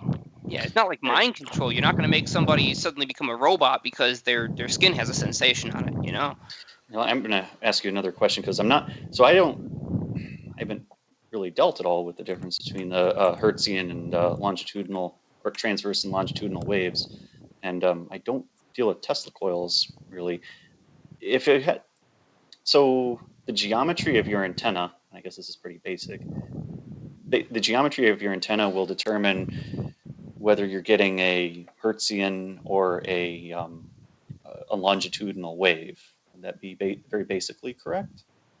The geometry of the antenna is important to determine whether or not you're going to produce a predominantly Hertzian or longitudinal wave, but more importantly is the way that you feed the signal into the antenna and the ratio or the size of the antenna to the frequency of the signal. The thing with longitudinal waves is that we generally have an antenna which is significantly smaller than the actual wavelength of the wave that we're feeding into it. So say Wardenclyffe Tower, for example, Tesla's gigantic transmitter, operated at a pretty low frequency. I think it was 48 or 44 kilohertz. It was something real low. And it was a frequency that was low enough to be directly generated by an Alexandrin type dynamo, which has a very large number of poles as compared to, say, like a normal 1800 RPM dynamo that would only have in this era 4 poles, or in Tesla's era 8 poles. This thing would have like hundreds of poles. So it would generate a really high frequency and it would spin at a really high speed, and it could directly power this transmitter. So anyways, the cupola, the top terminal of the Tesla coil, his Wardenclyffe Tower, is over 1,000 times smaller than the wavelength, the radio wavelength that it generated, which means that at any given time, the entire cupola, as compared to the charge of the ionosphere, was at, as far as it was concerned, a single potential, and it would just rise and fall from that potential. It would go up above ground's potential, and then it would drop below ground's potential. But, well, it was at below ground's potential, while it was more negative than the Earth itself, the positively charged ions created in the atmosphere that are generated from solar radiation that strikes the upper ionosphere and turns those ions, or generates ions, I should say, they're positively charged, they begin to drift down towards a negatively charged Earth, because the sun will also blast electrons off this, or it'll also blast electrons out of the air molecules, and they'll drift towards the surface of the Earth at high velocity. So, according to Feynman, we have 700 million volts of electricity, or excuse me, what was it? No, excuse me, 700 million watts of electricity at 400,000 volts continuously flowing down from the ionosphere towards the Earth on the sunny side of the Earth, and just past it on the side that was previously sunny as the ions still drift, continuously, all the time, 24/7, 700 million watts available. And if we use that energy, it'll restore itself faster because the potential difference will be higher, so the ions are more easily generated. So what Tesla did is, as his transmitter went negative, it created a negative potential that was millions of volts higher than the surrounding atmosphere. An ion channel from the drifting ions already traveling down from the ionosphere would collect into a channel and start to flow towards that. As they did, they gained kinetic energy and impacted neutral air molecules, heating them up. As you know, heat creates better ionization. So they would create an ion channel formed by the heat of the motion of the ions until basically the transmitter had established a connection directly with the ionosphere all the way up into the air. And every time the charge of the Tesla coil went positive, the ions would sit still. They would stop moving down. And when it went negative, they would flow into the radio receiver, the transceiver, and they would power the system and give their energy as they flowed towards Earth potential back through his transmitter, amplifying the signal and allowing it to run itself. So, sounds okay. So one, the antenna is very detuned compared to these ones that we often use. It's not. It's, right. You said it's like a tenth, much smaller than a tenth of a wavelength. Hundreds of times shorter in wavelength. Hundreds of times shorter in wavelength.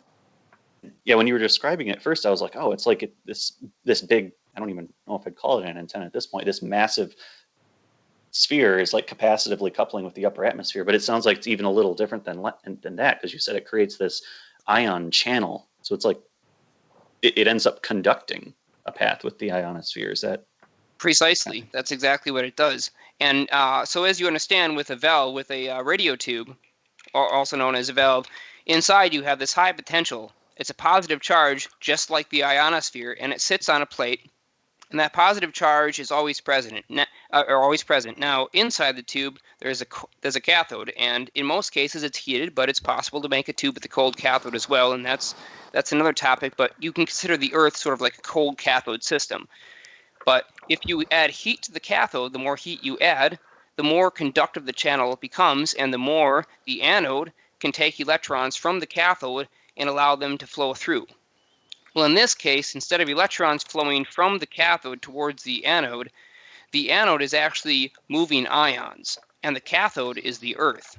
And when we add more negative potential on the cathode than the anode, it acts just like a heated cathode, and it allows the anode, that's the ions, to fly in and grab electrons, since you basically place them up on a terminal that's right next to all these little positively charged ions. You just basically stuck a bunch of electrons on the terminal, and now they can grab onto those electrons and neutralize.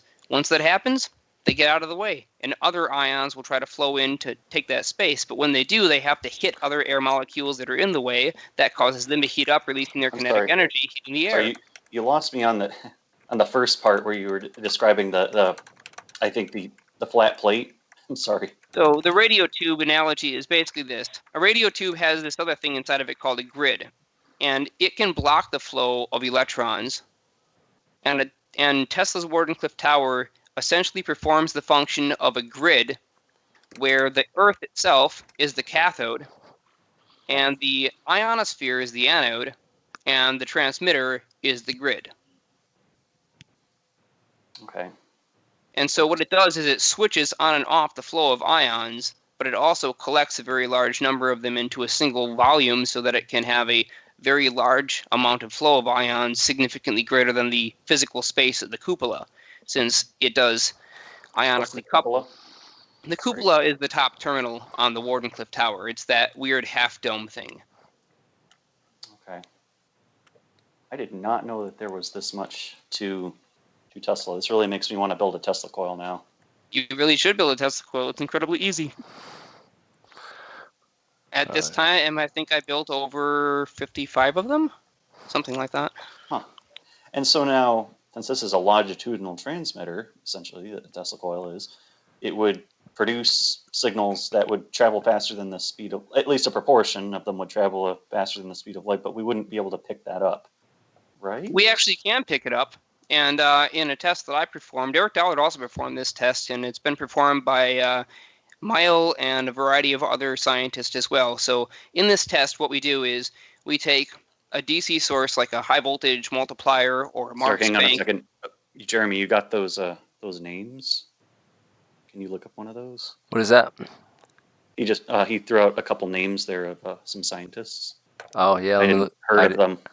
I was reading chat. Sorry, could you repeat them again?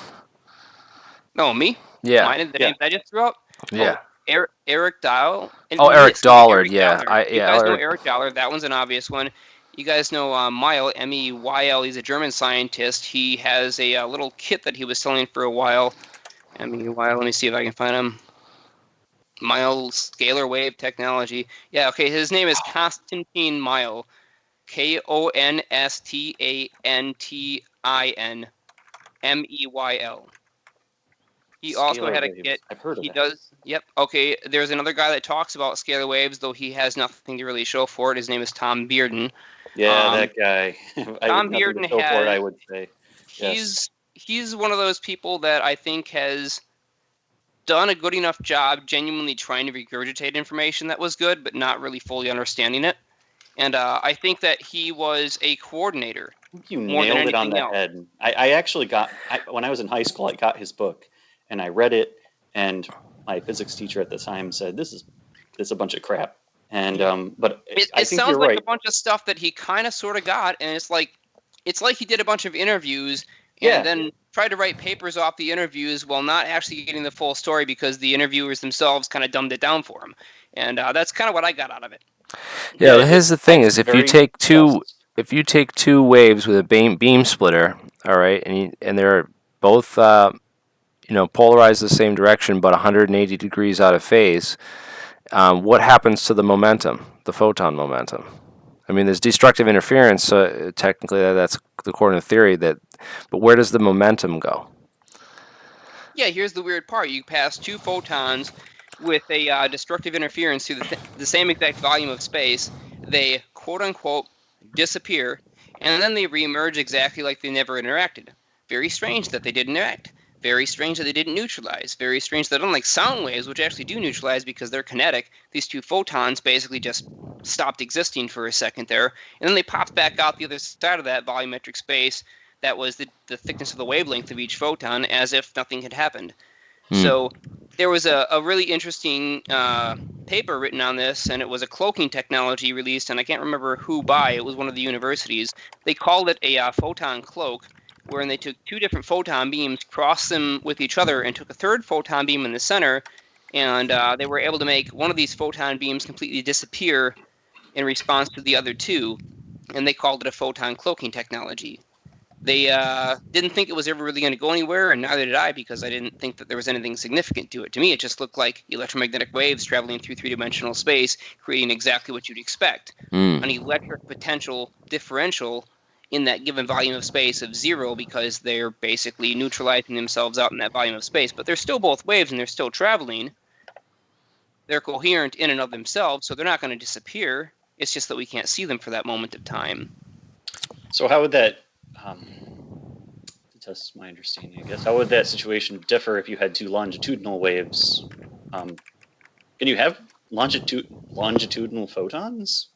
Yes, yes, you can have longitudinal photons, because the definition of a photon is the electromagnetic carrier of force. So all electromagnetic force is, according to the definition of a photon, carried by photons, which means that even two magnets attracting statically to each other are attracting to each other via the mechanism of photonic emission. And two electric terminals, positive and negative, oppositely charged, are attracting towards each other via photonic emission, even though technically that one doesn't fulfill the definition, because according to the conventional classic definition of a photon, it's a quantized packet of energy, and you can't have a standing wave that's also simultaneously a quantized packet of energy. It's a logical fallacy. So I wrote a whole different theory that explains this and talks about the logical fallacy and breaks it down and why it shouldn't exist and how we can rectify it. But I'm trying to point find on a yet, link to that photon cloak technology you were talking about, and I can't find anything. Is there any other keywords that you could recall that I could? That I tried the 3-beam. I tried. give me just a second, because I have the person here that actually found it. Just one moment. Yeah. All right. No problem. I want to find a link for that so I can post it, because I'm trying to search for it and get some stuff. So. But yeah, this is cool stuff about Tesla that I didn't know, and it's interesting that Wardenclyffe was taken down so quickly after it was started, and that Yeah, the official excuse was that they thought Wardenclyffe might have actually been a secret spy tower to transmit critical information to the enemy. That was the excuse that they told the people at the time, and why they had to get in there so fast and completely tear it down. Interesting. Anyways, I have somebody on it trying to find that article Yeah. for you. What do you think about this stuff about that? That reminded me of some of my other Tesla research into telluric currents, and putting voltage and current through the Earth itself, and it kind of resonated with what you were saying about longitudinal waves and how they don't slow down in the same way. Well, They don't. the Earth itself is piezoelectric, so if you put huge amounts of current into it, either via radio waves or via direct injection, it will expand and contract, and it can cause the shifting of tectonic motions and various plate areas exactly the same way that you might expect to occur naturally if you measured it. The interesting thing about piezoelectricity is that if you squeeze a crystal, it'll produce power, but if you put power into a crystal, it'll expand or contract as if it's being squeezed. And the Earth does the exact same thing, and it generates currents before something major happens, like an earthquake. We pick these currents up, and in fact, they are present before any other signals that we can detect. This is why Eric Dollard was so crazy strong on the whole telluric earth currents detector for early detection of earthquakes, because the telluric currents come in some cases either hours or days before there's actually an earthquake, and based on their intensity, you can detect their epicenter and you can tell about how long it's going to be. So those are basically like those when the material is compressing, it's releasing those currents. Exactly. So that happens right before anything even moves physically. Exactly. Even We gotta before get Dollar to come on the show. You'll never get Dollar to come on this show, Jeremy. I know, right? Dollar doesn't want to talk to people. In fact, I think he would just, quite frankly, rather be left alone to do his own research with say maybe $1 million of funding, I'm sure he would love. Right. Dollar just wants to be able to do what Dollar wants to do, and I think Yeah. secretly in his own way is trying to save humanity and get this early earthquake detection system out that seems to be his number one mission right now. I think he's given up on his dream of trying to bring energy to the world or studying the cosmic induction generator or any of the other crazy stuff that he's done. And right now he's just like, well, if I can just save people by telling them when an earthquake is going to happen a day before it happens, then at least I can do that one thing for humanity before I go. Yeah. And Right. that's where he's focusing. Right. Oh God, don't go on about Ken Wheeler. Ken Wheeler is a fucking moron. Yeah, that guy's Don't even get me started about that freaking yeah. guy. He's got Anybody that tells you I'm the only person in existence who has ever understood a photon, let me show you with my handheld dollar store LEDs and a radiometer how I know more about photons than everyone else who's ever lived before me. Yeah. My name is Ken Wheeler. Thank you very much. I don't freaking think so. That's Ken Wheeler. Yeah. He's kind of like left the same taste in my mouth that Jack Sarfati. I was really listening to a lot of stuff he says, but every time he talks, he's just like, I'm the only person who knows how the Tic Tac works and how this warp drive technology works, and hold on. I think we got the article. What's that article? Are you waiting for the read? Okay. I got vibes of arrogance from Sarfati as well. yeah.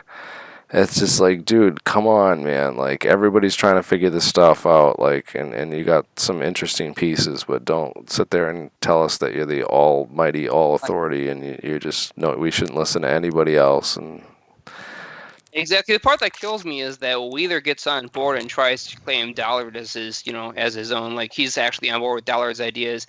He doesn't do anything to actually teach about what Dollard talks about. Hold on just a second. I think we got the article. What's that? So you're wondering about. Yeah, cloaking article. Yeah, that one. That's the one we're looking for. What do you? We wanted to know what it was called. We couldn't find the article.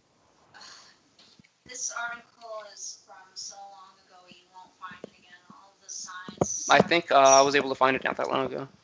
What's it called? Let's see. Erasing history, temporal globes, just like external. The one. Folks, adjust.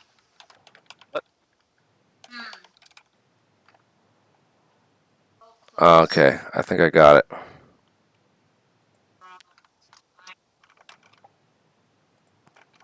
Okay, I think this is it. I'm taking a look myself now too. I'll take a look back at the lab transmitter. Let's see what do we got. It's a history editor. This is really cool stuff. If this isn't what, then I found something else equally as cool. So, a temporal time cloak. Yeah, he's got it. You found another one too. You found another really interesting one that I think Time relates cloaks. to. This is interesting. It reminds me of what the other Ken was talking about with time crystals. Yeah, that's the one we're looking for with the laser one. That's the exact. I don't know. Yeah, this isn't even the one we were thinking of. It's just related. She happened to find both these things. Really amazing stuff. But she's trying to find the other one right now, and that's the laser one we were talking about. These were interesting. Time crystals, they seem to suspend the law of conservation of energy. It's another CPT symmetry violation, breaking of the standard model. Was these time crystals. Not sure if that's related to this cloaking a single event in time, but sounds kind of similar. Time lenses. Interesting.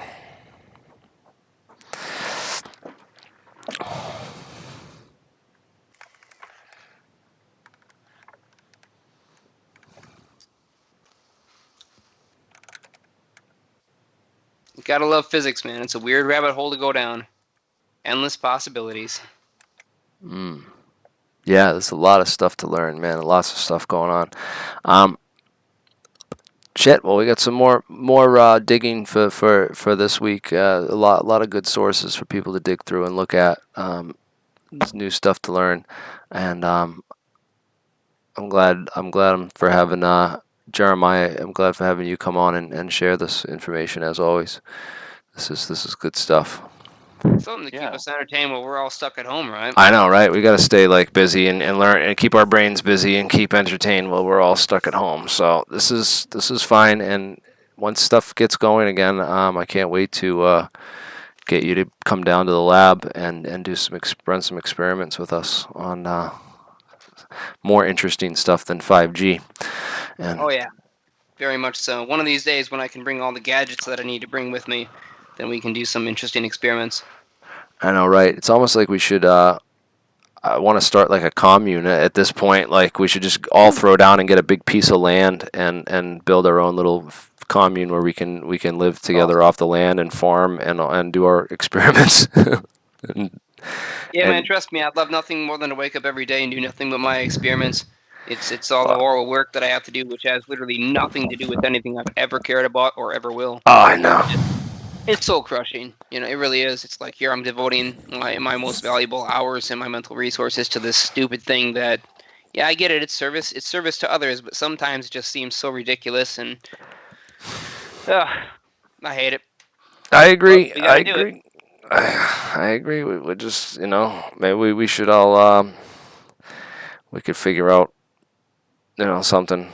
Get a piece of property and sell plots on it, and we'll all like throw down and you know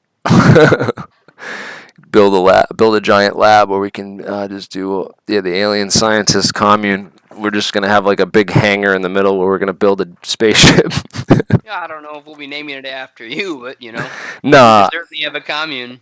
someone said that in the comments. I'm not gonna be the name it Alien Oh, at Scientist. 90, I see it. That's funny. Yeah, but exactly. I don't know. It's something to think about. And my brother's been he's been looking at land. He's like, I was just gonna get a piece of land and start a farm and just buy a bunch of guns and say fuck the government and live by myself out in the woods. I He's think like, I'd much rather just dig a really, really deep hole, go down there with the structure, and not really have to come out for a few years. Because, quite frankly, we have solar panels on the surface and they could be running anything. I'd rather just not have to see the surface and become one of those mole people a few thousand years from now. right? Jeez. I bet you there's already people hiding out in their doomsday bunker right now. They're just cozy. They already went there and they're already cozied up because this Yeah, point. I'd say the chances of the idea that there have been people living in their underground shelters or their underground caverns or caves for generations is actually extremely likely. It's just inevitable that some people somewhere on Earth have done that and are doing that right now to this day and probably haven't seen daylight in generations. Yeah. There are ways to survive. It's pretty crazy. I'm sure somebody's doing it out there, regardless of how small and ridiculous the numbers are. Something interesting, anyways. Definitely. Well, some cool stuff to have to look up. I'm gonna try and get some more hard data on the towers themselves and try to see if we can find some technician who knows a real ton about this stuff in specifics, just the 5G stuff, so we can kind of put that whole thing to Yeah, officially. the two big questions that I think we really need to answer are what's the actual transmitted power, Mm-hmm. and what's the wave band range, or Yeah. what frequency does it range from and to. So if we know those two things, you can use the inverse square law to calculate out exactly how much energy is there, and then you can use the various studies for our radio wave absorption for human bodies to determine how much of that energy is actually converted to heat and what that distance is and how many watts it takes to cause any kind of, say, response or even the ability to detect it.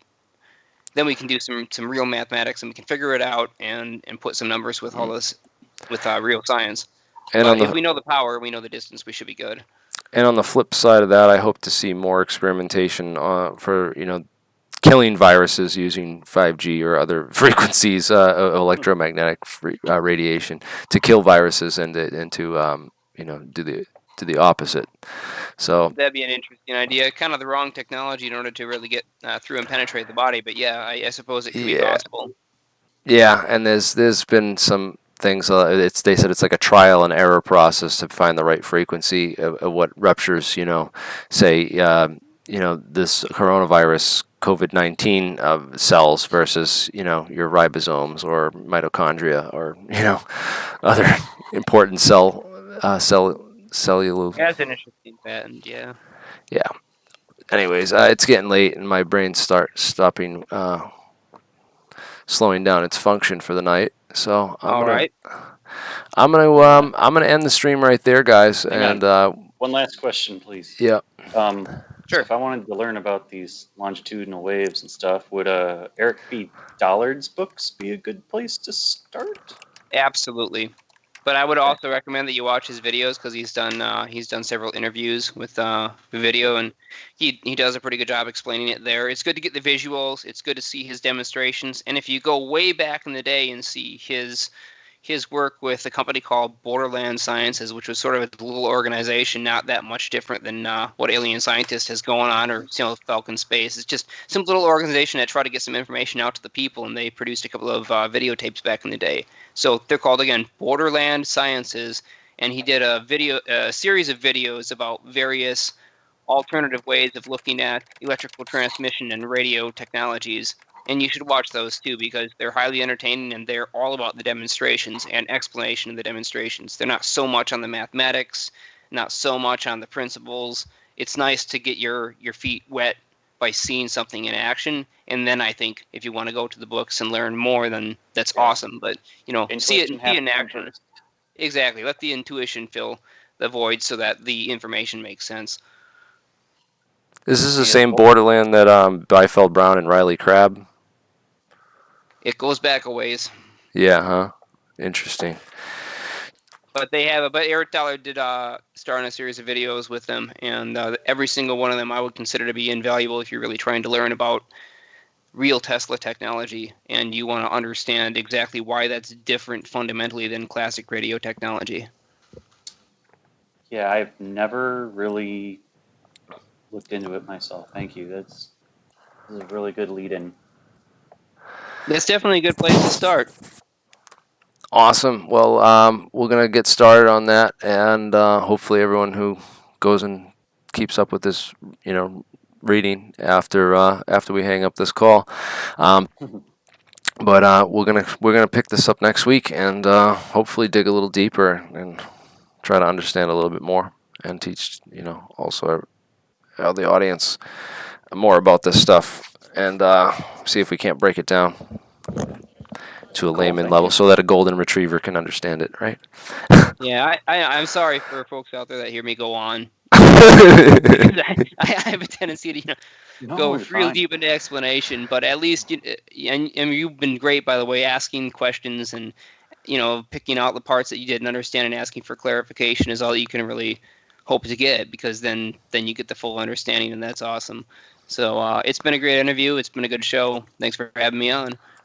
Yeah, thank you. I was like running really fast to try to keep up. Like, oh my gosh, what? You kept up all the way through, man. It was great. I thoroughly enjoyed it, and we can definitely do this again sometime. So thanks for calling in. I'll talk to you guys then later, I suppose. Yeah, rock on. Stay on the call because I'm gonna keep. We'll keep talking on Skype. I'm gonna hang up the stream right now.